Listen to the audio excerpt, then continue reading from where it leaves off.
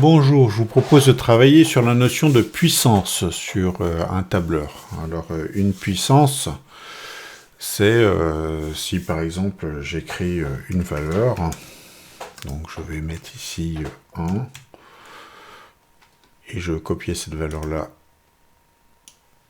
sur tout cet ensemble pour l'avoir de 1 en 1.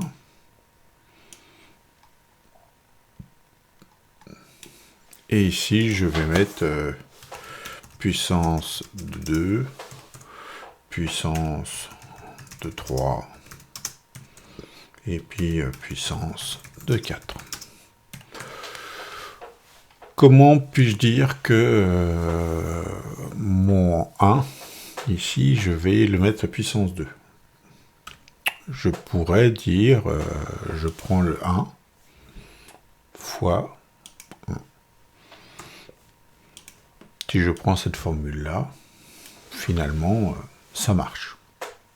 Ici, j'ai bien 1 fois 1, ici, j'ai bien 2 fois 2, ici, j'ai bien 3 fois 3, 4 fois 4, 5 fois 5, 6 fois 6, 7 fois 7, 8 fois 8, 9 fois 9 et 10 fois 10.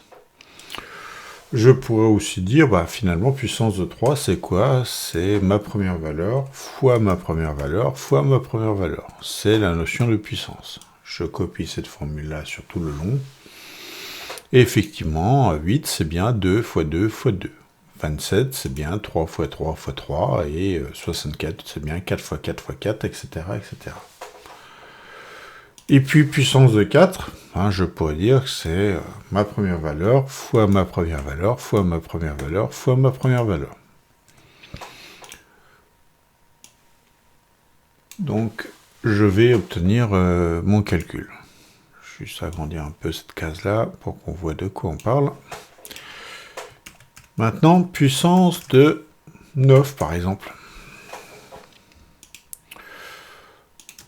Donc, puissance de 9, si je reprends ma façon de faire ma formule, je pourrais dire c'est ça, fois ça, fois ça, fois ça, fois ça, fois ça, fois ça, fois ça.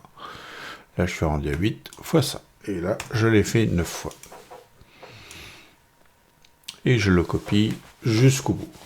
Alors, certes, c'est faisable, mais c'est assez long. Sur tous les logiciels, il y a quelque chose qui nous permet, sur les tableurs, bien évidemment, de remplacer cette notion de fois soi-même par la notion de puissance qui s'écrit, alors ça s'invente vraiment pas, petit chapeau, comme ceci. Vous voyez le petit chapeau 2. Et ça me fait la puissance 2. Et vous allez voir que ça marche très bien. Ça me donne exactement le même résultat. Ce qui fait que ici, je mets petit chapeau 3 et je peux copier jusqu'au bout. Petit chapeau 4 pour la puissance de 4. Et pour la petite histoire, je reviens au début, ça bouge beaucoup. La puissance de 10, c'est petit chapeau, puissance de 10. Et ça, je peux le copier jusqu'au bout. Donc vous voyez que, pas puissance de 10, excusez-moi, c'était puissance de 9. Je peux le copier jusqu'au bout. Donc voici comment on peut faire des puissances. Alors maintenant, je vais prendre ça d'une autre façon. Je vais prendre la valeur de début. On va prendre 2. Et puis on va prendre toutes les puissances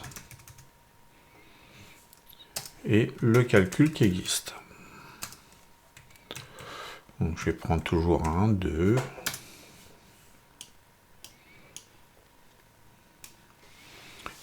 Et donc ici, je vais dire que c'est égal à 2 puissance ce qu'il y a là. Excusez-moi, de mon petit chapeau et la valeur qui est là.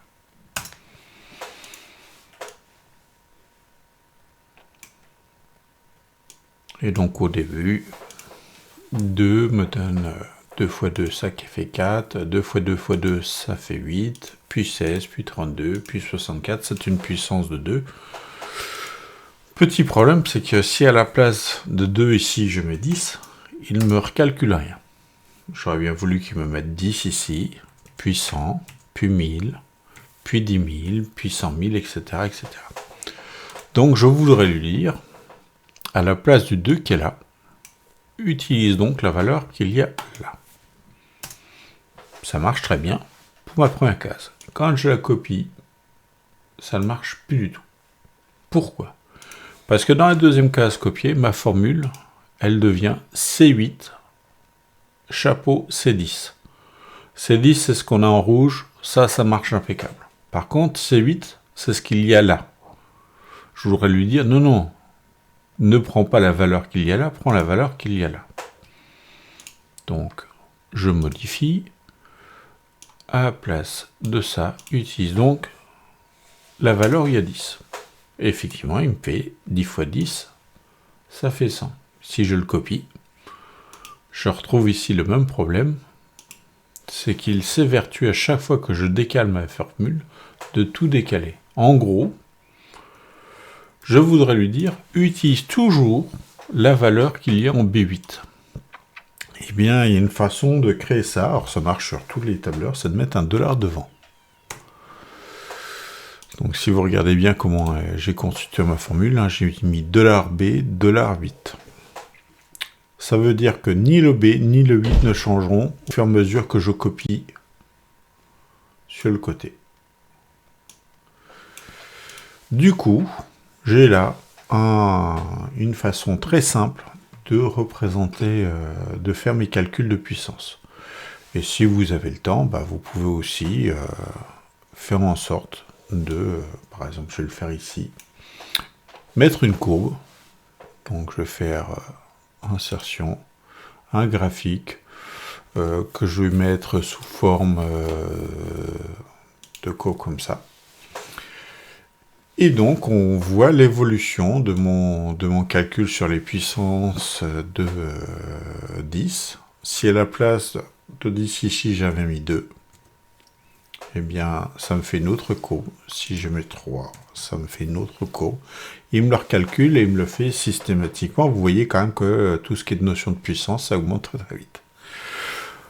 Voilà le principe de puissance. Sachez qu'on peut changer beaucoup de choses. Hein. On peut même